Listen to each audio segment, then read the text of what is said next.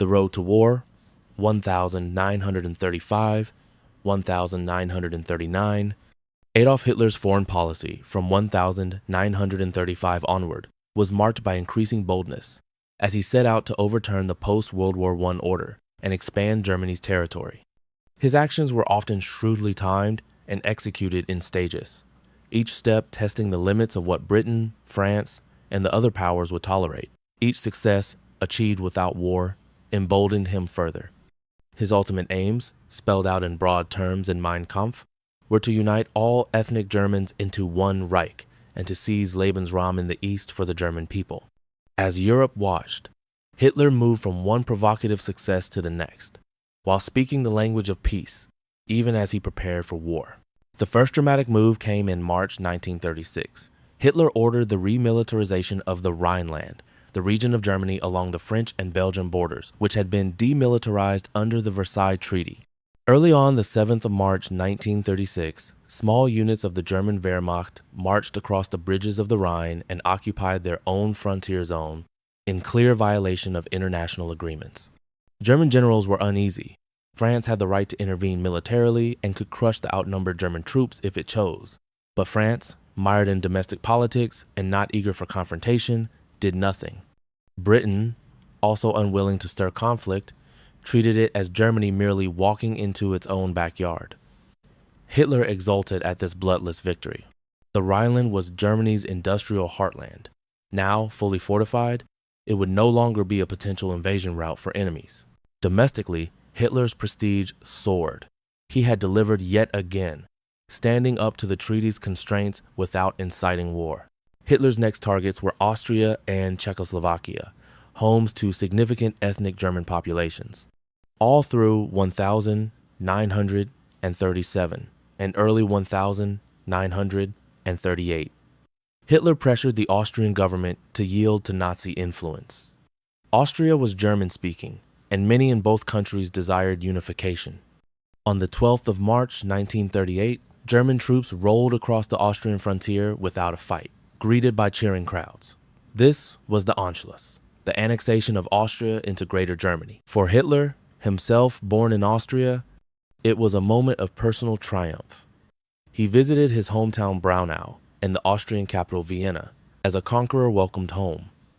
Britain and France issued mild protests but took no action. Hitler justified the takeover as an act of self-determination. Austrians were Germans, and they had ostensibly chosen union. A coerced plebiscite later showed overwhelming approval.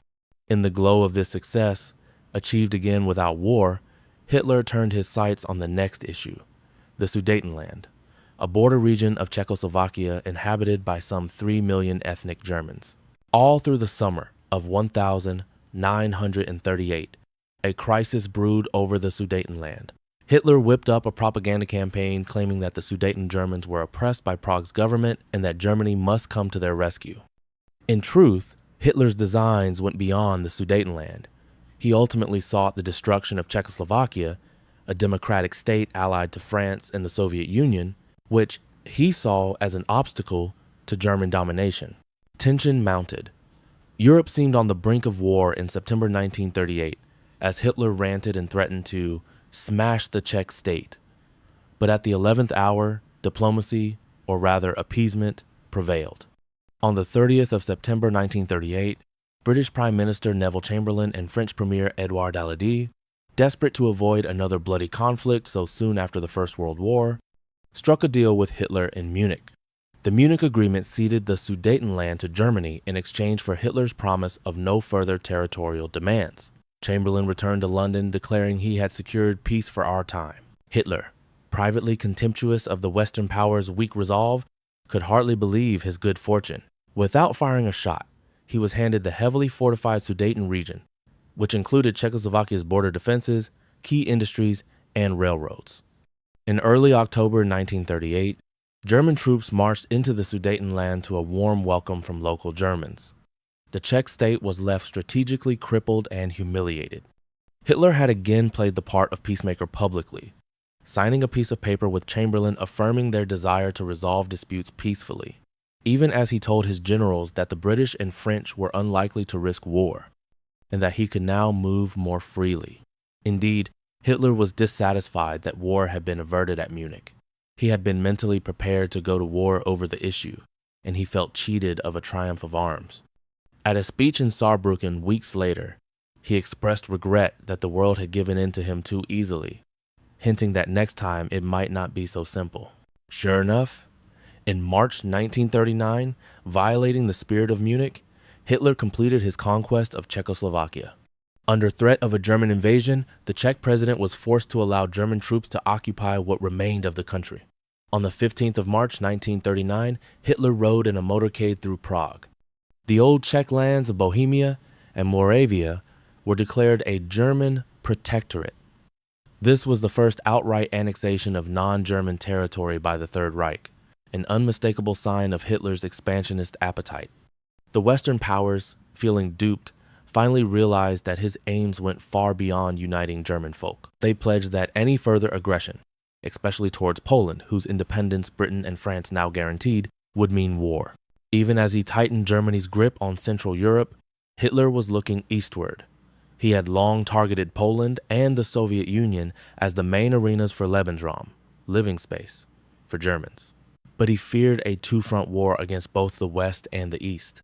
In a stunning diplomatic move in August 1939, Hitler's foreign minister Joachim von Ribbentrop negotiated a non-aggression pact with Joseph Stalin's Soviet Union, known as the Molotov-Ribbentrop Pact. Announced on the 23rd of August 1939, this pact publicly stated that Nazi Germany and the USSR would remain neutral if the other went to war. Secretly, it divided Eastern Europe into spheres of influence, essentially plotting the partition of Poland between the two dictatorships.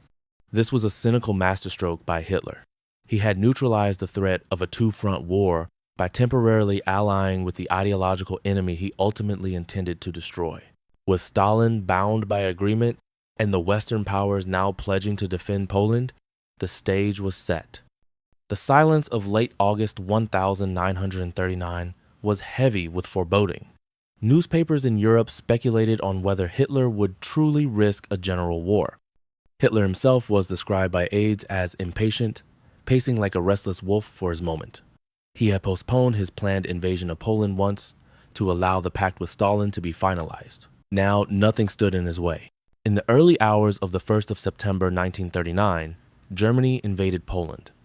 The Second World War in Europe had begun. German aircraft bombed Polish towns at dawn, and Wehrmacht columns poured across the border.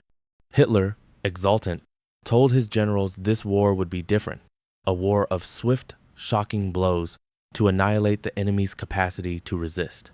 This was the unleashing of Blitzkrieg, or lightning war, a strategy combining fast-moving tanks, mobile infantry, and air power to encircle and destroy opposing forces.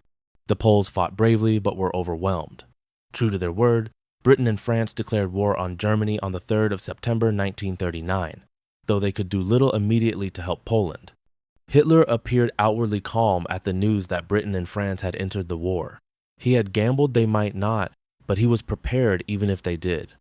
Turning to an aide, he shrugged and asked rhetorically, "Now what?"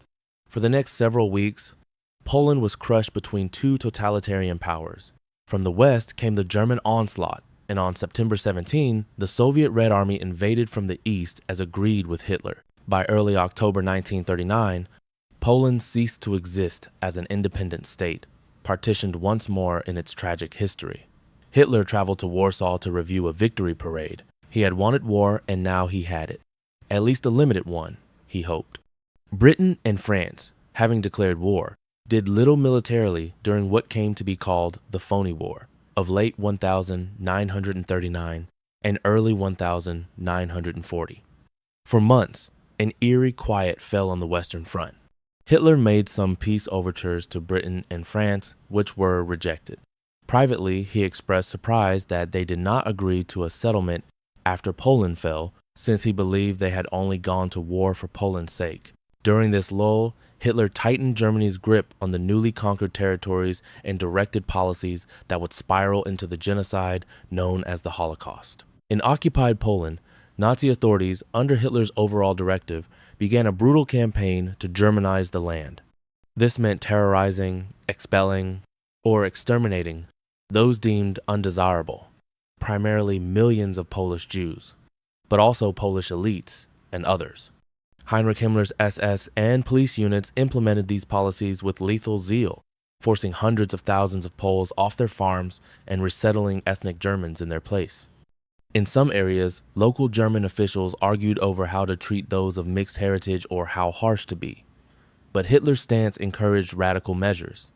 As one historian put it, Hitler often gave only vague orders, expecting his subordinates to work towards the Führer, to interpret and carry out his perceived wishes proactively. And they did. By late 1939, Jews from newly annexed Polish regions were being herded into ghettos, confined and abused, as a prelude to worse. Inside Germany and Austria, the persecution of Jews that had been somewhat restrained during the pre-war years for diplomatic reasons now intensified dramatically. On the 9th of November 1938, before the war, the Nazis had carried out the Kristallnacht pogrom, a night of broken glass where synagogues were burned, Jewish shops looted, and thousands of Jews arrested and beaten. Now, with war underway, such inhibitions were gone. In 1940, Jewish homes throughout the Reich were marked and Jews forced to wear yellow Star of David badges. Hitler's public speeches became ever more venomous.